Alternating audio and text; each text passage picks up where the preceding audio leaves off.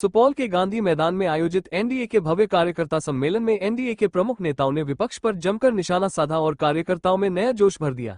कार्यक्रम में भाजपा प्रदेश अध्यक्ष और मंत्री डॉक्टर दिलीप जायसवाल, ऊर्जा मंत्री विजेंद्र प्रसाद यादव और मंत्री नीरज बबलू समेत कई वरिष्ठ नेता मौजूद रहे।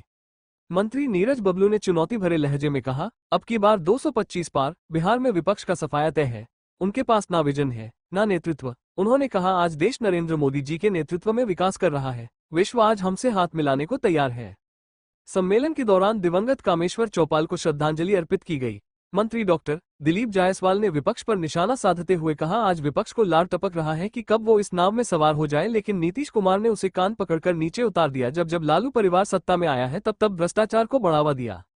के लिए श्री नीतीश कुमार के नेतृत्व में पांचों पांडव और नरेंद्र मोदी कृष्ण के अगुवाई में ये युद्ध अगला होने वाला है। इसीलिए आप उसको अधिक से अधिक ताकत दिखा करके आगे बढ़ाने का काम कीजिए, ताकि विकसित बिहार आगे बढ़े।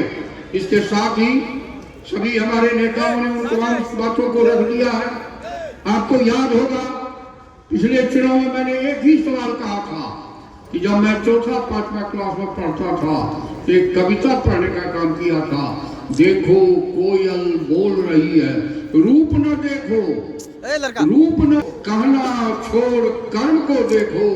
एनडीए ने अगर बिहार के विकास के लिए कर्म नहीं किया है तो आपको मुझे कहने का कोई हक नहीं है, लेकिन बिहार अगर विकास की ओर बढ़ रहा है, सभी क्षेत्रों में काम किया गया है, तो आपसे मैं अपील करता हूं कि आप फिर उसी मुस्तैदी के साथ आगे बढ़ के एनडीए को जिताने का काम कीजिए।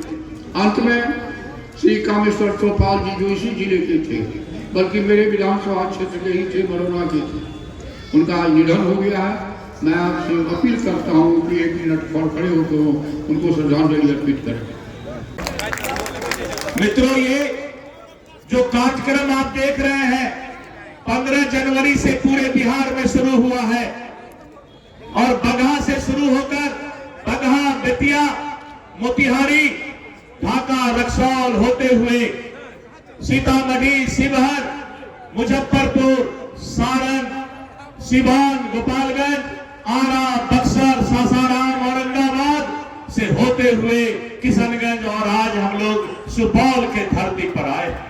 कड़ाके की ठंड से, जब पूरा ठंड था 15 जनवरी को, उस समय बगहा से शुरुआत हुआ था, लेकिन कार्यकर्ताओं का जोश और गर्मी उस समय भी दिखा रहा था कि एनडीए चट्टानी एकता के साथ खड़ा है।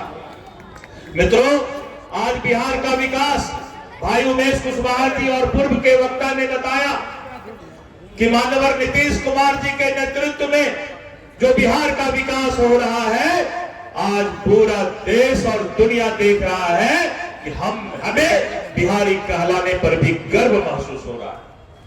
कोई भी ऐसी योजना नहीं है।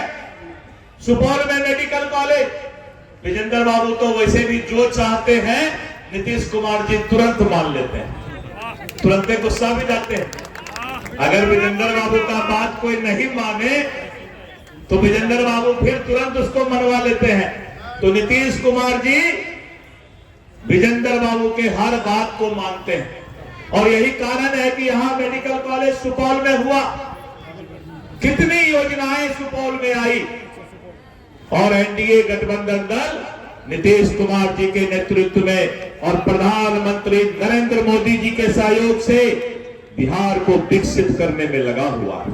अभिनंदन करना चाहते हैं, स्वागत करना चाहते हैं कि आपके सोच की वजह से ये पहली बार इस तरह का कार्यक्रम शुरू हुआ कि पूरे प्रदेश में एनडीए का सम्मेलन किया जाए और एनडीए के सम्मेलन को मजबूती से किया जा रहा है। इस सोच के लिए हम अपने अध्यक्ष सहित तमाम नेताओं का अभिनंदन करते हैं, स्वागत करते हैं, जो लगातार इस सम्मेलन में चल रहे हैं, काम कर रहे हैं। और तो और आज तो 2 सम्मेलन है, इसके बाद सहरसा का भी सम्मेलन है, इन लोगों को जाना भी है। हम सीधे तौर पर कहना चाहते हैं, ये चुनावी साल आ गया है, कमर कस के आपको तैयार रहना है।